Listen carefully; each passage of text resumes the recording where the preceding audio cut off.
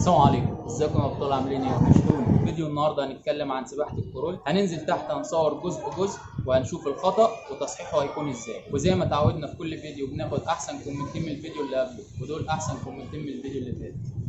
وبس كده هننزل نغير ونبدا الفيديو بتاعنا. يلا. أول حاجة هنا هنبدأ بيها مشط الرجلين. مشط الرجلين اللي فوق غلط. أهم حاجة في مشط الرجلين تكون فارد مشط رجلك اهو.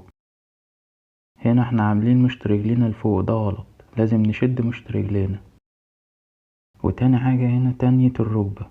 أهم حاجة وانت شغال ضربات رجلين رجلك مفرودة، يعني اللي فوق دي غلط اهو، بوظت الكاميرا وكل حاجة. لا، لازم نفرد ركبتنا.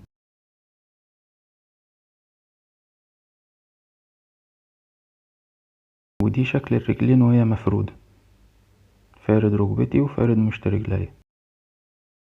تالت خطأ معانا وهو الوسط.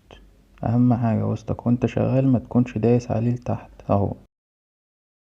ومعظمنا في بداية التعليم بيكون دايس على وسطه جامد وخايف، فما ينفعش نضغط على وسطنا واحنا شغالين.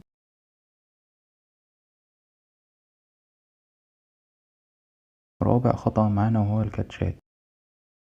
أهم حاجة وانت بتاخد كاتشات، أول حاجة بتنزل المية هي صوابع ايدك، بعد كده الساعد، بعد كده الكوع، لكن هنا فوق كوعك هو اللي بينزل الأول، وده غلط.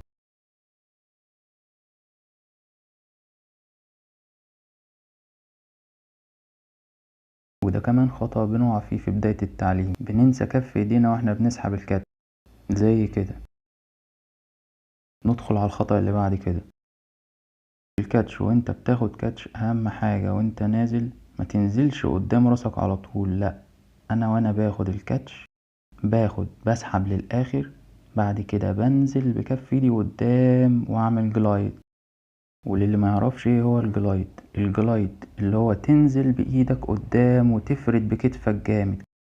نيجي على الخطأ اللي بعد كده، الكاتشات وانت بتاخد كاتش ما ينفعش وانا باخد الكاتش ايدي تدخل في بعضها. ازاي؟ وانا هنا بعوم بعمل حرف الاكس، وده غلط، لازم ايدي تنزل ستريت لقدام.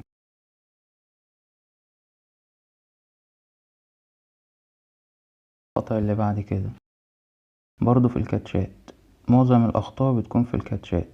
هنا وانا باخد الكاتش لازم وانا بنزل بفضل ساند ايدي لحد ما اجيب ايدي التانية، لكن فوق انا بنزل على طول ما بستناش السندة. هندخل على اخر خطأ في النفس. هنا وانا باخد نفس لازم اسند على ايدي علشان اطلع اخد نفس كويس، لكن فوق انا بطلع برفع راسي جامد عن المية.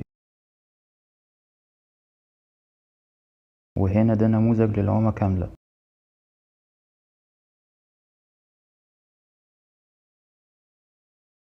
هنيجي على الخطأ اللي بعد كده في الكاتشات برضو. هنا وانا بسحب المفروض بسحب للاخر واعمل مرحلة التخلص، لكن هنا انا بطلع نص كاتش بس، وده غلط.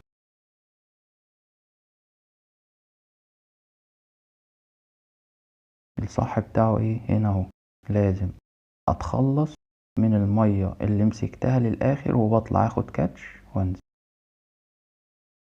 دي بقى العضلات اللي شغالة وانت بتعوم سباحة الكرول.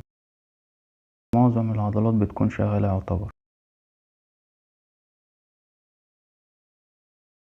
ونصيحة، مش اي حد يقولك تعالى اعلمك السباحة تنزل معاه، لازم يكون كابتن كويس علشان تتعلم اساسيات السباحة صح. وبكده نكون وصلنا لنهاية الفيديو. يا رب يكون الفيديو عجبكم. سلام. وهنا جمعت لكم شوية دريلات لسباحة الكرول، هسيبكم تتفرجوا عليه.